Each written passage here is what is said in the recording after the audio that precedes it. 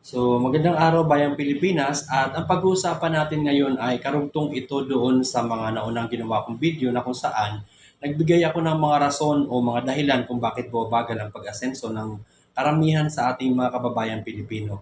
At isa sa mga rason kung bakit bumabagal ang pag-asenso ng ating mga kababayang Pilipino ay mismong mga kamag-anak natin o mismong kapamilya natin.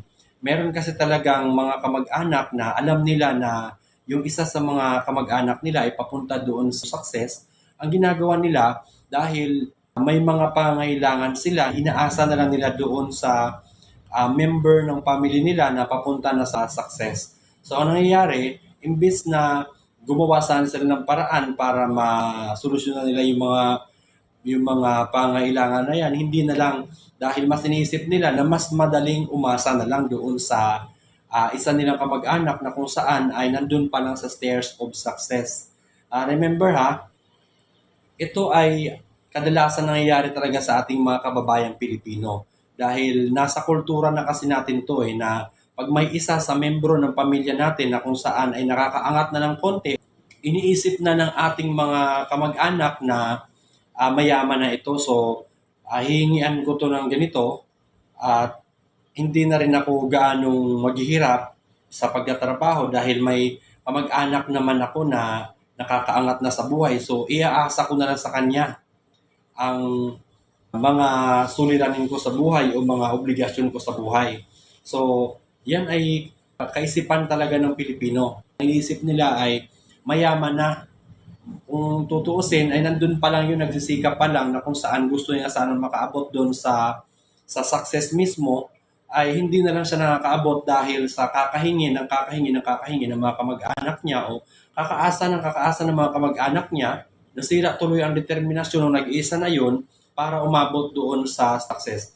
Mahirap kasing tumanggi. Ganun talaga kasi ang kaisipan ng Pilipino na kaugatan na kasi natin yan o nandun na kasi talaga yan sa kultura natin na kapag ikaw ay nakakaangat, ikaw talaga ang halos aasahan ng lahat. Yan lingid sa kaalaman natin, huwag tayong maging hipokrito tungkol dyan, pero kultura kasi yan, na kung sino nakakaangat, doon na halos inaasahan lahat.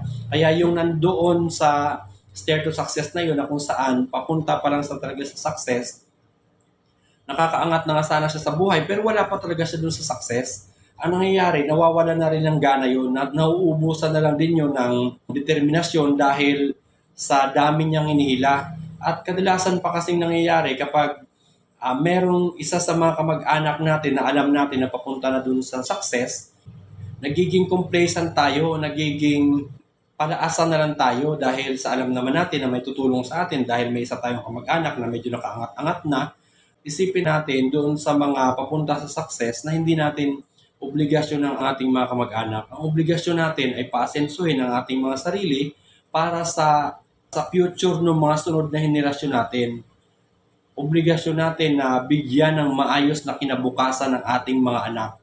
Kasi ang paghahanda doon sa susunod na henerasyon ay yun ang kabutihang bagay na iiwan natin sa mundo.